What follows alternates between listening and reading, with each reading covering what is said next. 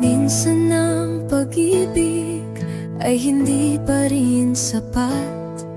Ibigay mo man ang lahat, sa huli mapapaiyak. Tiwala ng pamilya at pangarap, lahat ito'y nawasak. Hindi ko to ginusto, ni hindi to planado. Nagmahal lang naman ako ng tapat at totoo.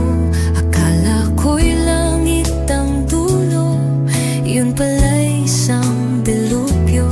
At bigla na lang bumaliktad ang ikot ng mundo ko.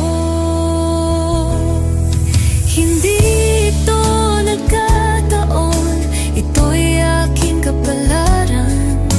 Ako'y naging batang ina, wala dapat pagsisihan. Dahil sa kabila ng hirap na aking pinagdaanan, ay may regalo ang Diyos na panibagong katauhan. Tumigil sa pag